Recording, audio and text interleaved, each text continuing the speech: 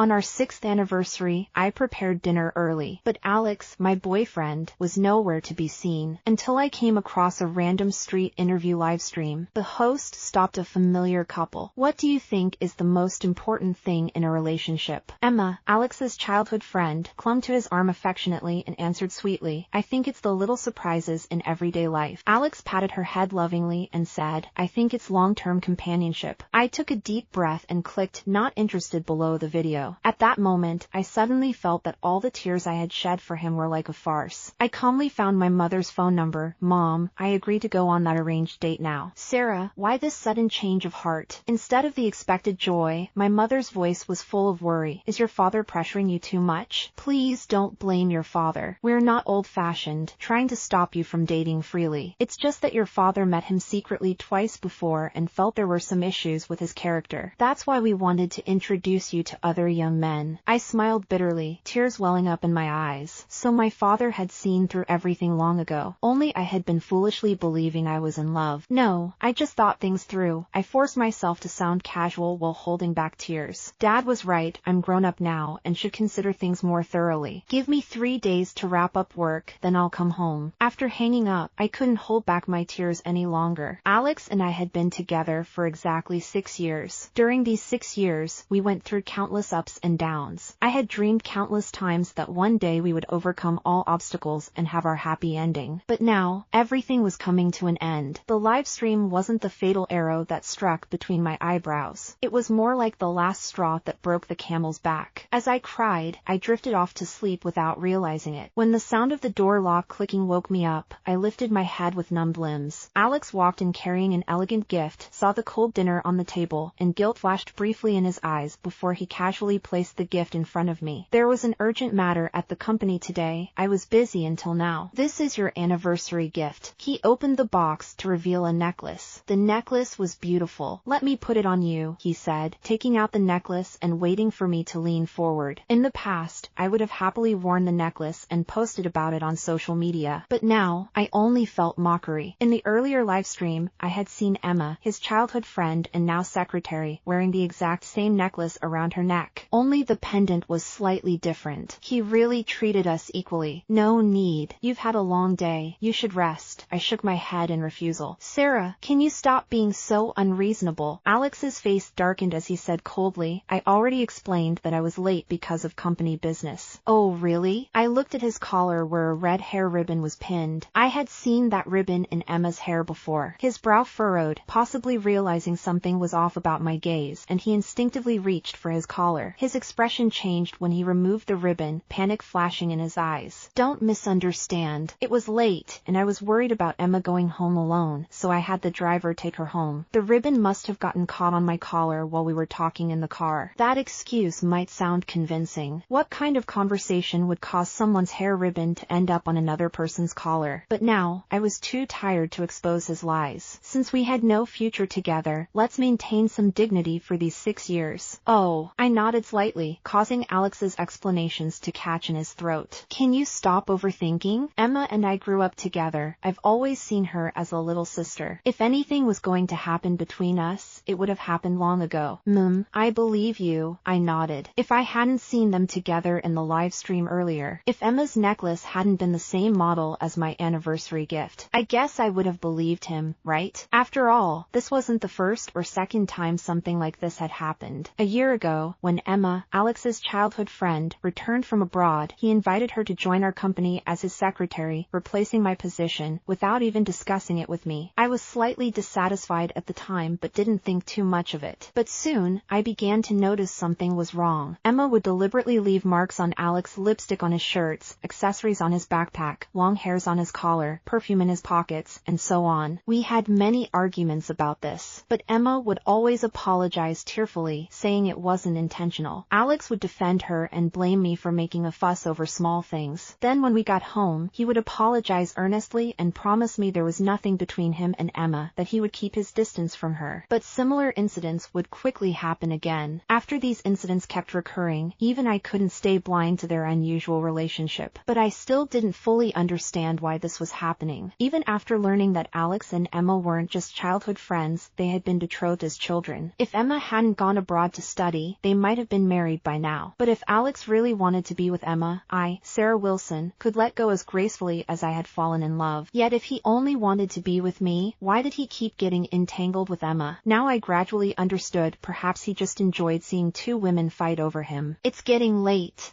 Alex leaned down to carry me to the bedroom. Faced with the embrace that I used to find comforting, now I only felt disgust. I pulled away, saying casually, I'm not feeling well today, I want to sleep alone. Without giving him a chance to refuse, I went straight to the spare bedroom and locked the door. Alex frowned, trying to follow, but stopped when he saw the locked door. Taking a deep breath, he said, All right, Sarah, get some rest. We need to leave early tomorrow to visit our old university. The cherry blossoms were blooming at our university campus. When we first got together, we made a promise. When the cherry blossoms bloomed, we would return to school and each pick the most beautiful blossom to give to each other. When we collected 10 blossoms, we would get married. In these 6 years, we missed 1 year due to a cold wave that came before the blooming season. This year would have been when we collected our 10th blossom. I had looked forward to tomorrow for 6 whole years. But now, as it approached, I had lost all anticipation. The next morning, after I finished getting ready, Alex was just waking up with a yawn. Dark circles under his eyes suggested he hadn't slept well. I avoided his embrace and went to the kitchen to prepare breakfast. When I put breakfast on the table, his phone lit up with a message. Hey, have you left yet? I instinctively opened his chat history. He had always said I could check his phone anytime. Checking his messages when they came had become almost a habit. But by the time I realized I shouldn't do this anymore, my eyes had already caught these messages inadvertently. Alex, after you and that woman collect 10 cherry blossoms, are you really going to marry her? No, that was just a joke.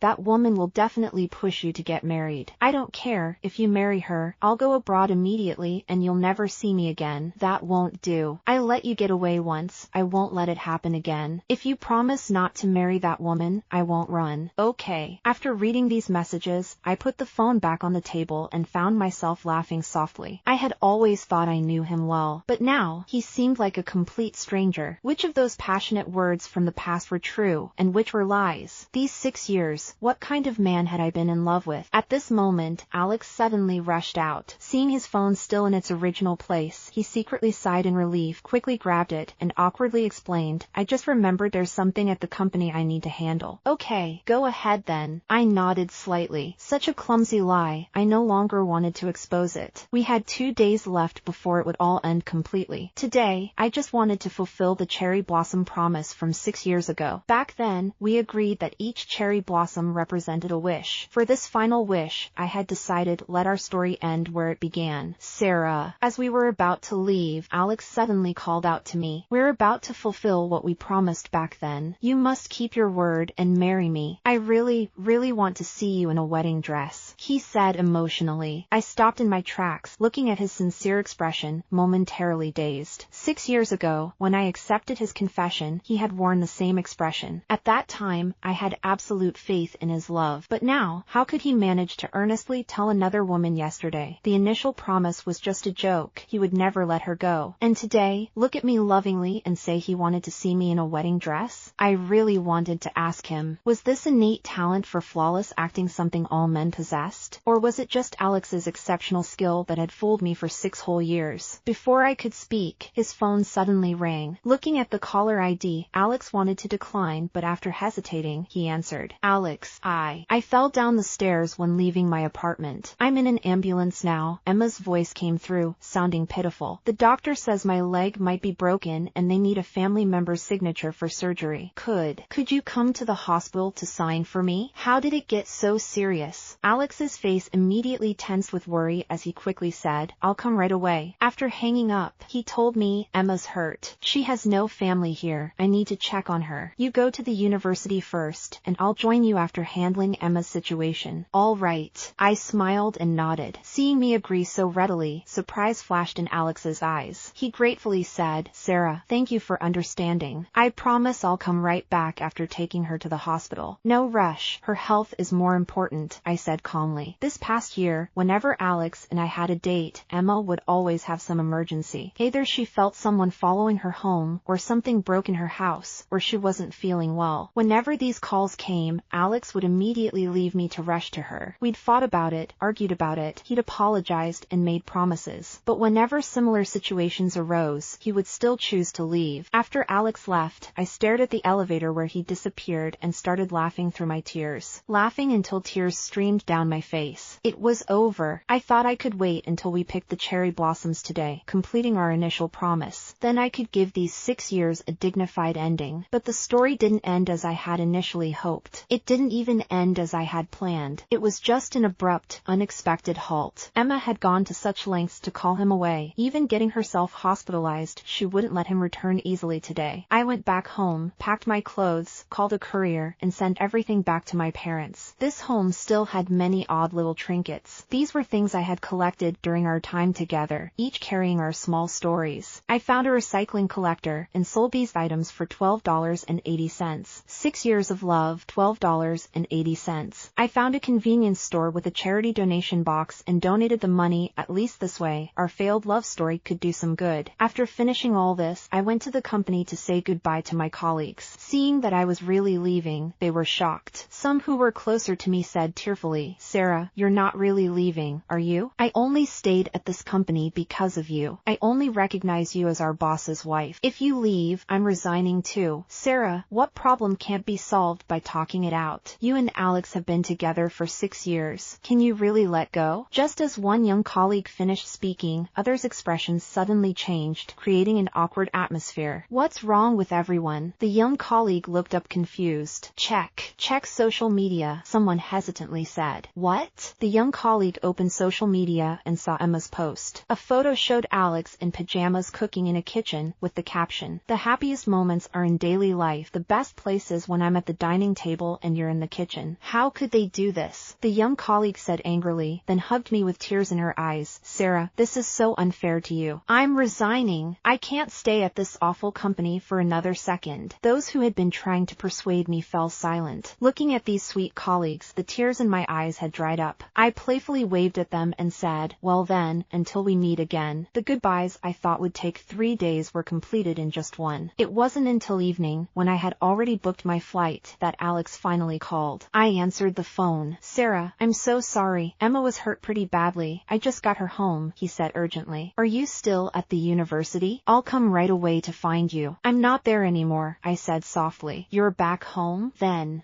let's go pick cherry blossoms tomorrow," Alex quickly suggested. "I mean, I'm not here anymore, Alex. We're over." "Over?" Alex froze on the other end of the line. After a long moment, he angrily said, "I don't agree. How can you unilaterally declare it's over without my permission? Sarah, we've been together for 6 whole years. Even if we're ending things, shouldn't we at least say goodbye in person? Where are you now? I'll come find you." I was silent for a moment, then said, "I'm at the airport." He wasn't wrong. Even though I'd decided to leave, after 6 years together, a face-to-face goodbye wasn't an unreasonable request. "Wait for me." He hung up quickly. I sat quietly in the waiting area, thinking about what I should say when we meet, how I should reject if he apologizes. But time ticked by minute, until the airport announced the boarding call. He still hadn't appeared. When it was almost too late, and still no sign of him, I couldn't help but smile bitterly. What was I expecting earlier? Was I expecting a perfect goodbye? Or was I expecting him to show up, beg me to change my mind, promise to be faithful to me? If he could betray 6 years of love, I really shouldn't have had any expectations of him. At that moment, the last ripple of feeling I had for this relationship completely vanished. I turned off my phone and boarded the flight home. After I landed, I received several voice messages from Alex. On my way there, Emma's wound started bleeding again, so I took her to the hospital before rushing to the waiting area. "I'm here now. Where are you? Why isn't your phone working? Sarah, stop being unreasonable. You're really making me angry. If you dare leave, don't ever come back." Alex's tone grew increasingly agitated. "I'm home now. I wish you both happiness," I said softly. Alex called immediately, but I rejected it. Block, delete. I removed all his contact information. As I was about to leave the airport, I wiped my tears and forced forced myself to smile before walking out. Just outside the arrival gate, I saw my parents anxiously craning their necks, looking this way. When they saw me, my mother hugged me tightly, saying tearfully, "My silly girl, why are your eyes so red? What terrible things have you been through?" "They're not." I looked in my phone's camera and noticed my red-rimmed eyes. But they'd been like this for 2 days, and Alex hadn't noticed once. "It's good you're back. I know what happened," my father said with anger in his voice. "Don't worry, no one hurts my daughter without consequences. Dad will make things right." "No one hurt me," I stubbornly insisted. "Your father knew about your boyfriend and his childhood friend long ago," my mother said. "It made your father so angry. If he wasn't worried about upsetting you, he would have taught them a lesson long ago." "Dad, how did you know?" I asked curiously. "Did you really think your father would let you struggle alone all these years?" My mother couldn't help explaining. "Your father secretly helped with many things in your company. Otherwise, how could 2 young people with no experience or connections build a company?" "The child is grown now. Why bring this up?" my father interrupted. I paused, finally understanding. No wonder when our company was just starting, some major corporations actively gave us contracts. When we were hiring, talented people who couldn't be poached by other big companies were willing to stay with us. I had thought it was our good luck and Alex's personal charm. Now I realized it was all thanks to my father. "Sarah, I wasn't trying to control your life. I was just worried about you," my father explained, thinking my silence meant I was angry. "Dad, thank you." I hugged him tearfully. My father's body stiffened, tears rolling down his cheeks too. I stayed home with my parents for a few days. All these years I'd been away, rarely coming home except for brief visits during holidays, putting all my attention on Alex. Looking at their aging faces, I felt deeply guilty. During this time, Alex kept calling from different numbers, but I rejected them all. After less than a week, the calls gradually decreased. I learned from former colleagues that Alex was now with Emma. Emma had used her illness as an excuse to keep Alex at her home. Then, they spent the night together. These 2 shameless people. One said, "She's my sister." The other said, "He's our brother." They claimed their relationship was as pure as snow. As soon as I left, their true nature was exposed. At work, Emma always acted weak and delicate. But after becoming Alex's official girlfriend, she completely changed, bullying and abusing many employees who had been close to me. Many people had quit, and the company was facing serious business challenges. Core employees were leaving one after another, and partner companies were canceling cooperation for various reasons. From their complaints, I gradually learned that half our company's clients were actually connected to my father. Those core employees were all hired by my father for me. If Alex had been faithful to me, all this would have been my dowry. But now, Alex would have to fend for himself. I was now just watching from the sidelines, curious to see Alex's expression when he learned the truth. During this time, I also met the man my father had arranged for me to meet. James perfectly matched my aesthetics and had a wonderful personality. Since my father had chosen him, his character was undoubtedly impeccable. In this world, I might doubt others, but I would never doubt my father. We went on several dates, and I liked him even more. Perhaps because of my recent experience with Alex, I couldn't talk about love yet, but spending a lifetime with someone like James didn't seem bad at all. Seeing I wasn't rejecting him, our families quickly arranged an engagement ceremony. At the engagement party, James gently held me, his beautiful eyes full of tenderness. "Sarah, do you know? Since that day when I was 8 and you stood in front of me, I swore to protect you for life. But when I finally found you, you already had a boyfriend. I waited silently for 6 years, and now my wish has finally come true." As he spoke, this man's eyes reddened, his body trembling slightly with emotion. I was confused. Through his detailed explanation, I remembered the shy little boy who used to follow me around when we were children. Back then, because he was too timid, many kids in our circle bullied him. At that time, I was the tough girl of the group. I pulled him from the crowd, stood in front of him, and said, "He's mine. Anyone who dares bully him will answer to me." Who would have thought, after all these years, he would be the one standing in front of me now? Life really was mysterious. Alex had his childhood friend, and I, unexpectedly, had my own childhood companion? Well then, Mr. James, my remaining life will depend on your protection. I took a deep breath, hugging this adorable man and smiling playfully. Around us, our parents and relatives all wore warm smiles. This feeling of being blessed by family and protected by someone, it felt wonderful. I posted our engagement photos on social media. That evening, a strange number called. "Sarah, who gave you permission to get engaged to someone else?" Alex's suppressed angry voice came through. "I don't agree to you getting engaged to another man. You're mine. We promised to be together forever. Mr. Thompson, we've broken up. Who I get engaged to has nothing to do with you. I took a deep breath, trying to stay calm, and asked mockingly, besides, aren't you with your childhood friend now? If you keep contacting your ex-girlfriend, and it gets back to your current girlfriend, she might think I'm as shameless as her, someone who likes to steal other people's boyfriends. I broke up with her, Alex said hoarsely. They broke up? They hadn't even been together for half a month. I only just found out that during her years abroad, she had been someone's mistress for several years, and she owes a lot of debt. She came back just to hide from her debts. She saw I had started a company and only then approached me. She never really loved me. This past year, she used her position as secretary to secretly transfer company assets, and after you left, she became even more brazen about using company property to pay her debt. If I hadn't discovered during a payment that the company account was empty, I wouldn't have known about any of this. She's fled back abroad now. I was wrong. Sarah, it's all my fault. Our company is about to go bankrupt. Now I only have you. Please come back. Since you left, it's like the company's fortune disappeared. I really can't hold on anymore. Do you know why? I asked calmly. Why? Alex paused, instinctively asking. Because our company was actually just a toy that my father gave me out of love. Now that I'm gone, of course the company can't continue operating, I said, then hung up the phone. I looked at the starry sky outside, where the moonlight was spreading frost-like over my villa. Ring, ring. The phone rang again. I saw the familiar name and answered the video call. James's handsome face appeared on screen. I winked at him, and his cheeks immediately turned red. He really was adorable. The end.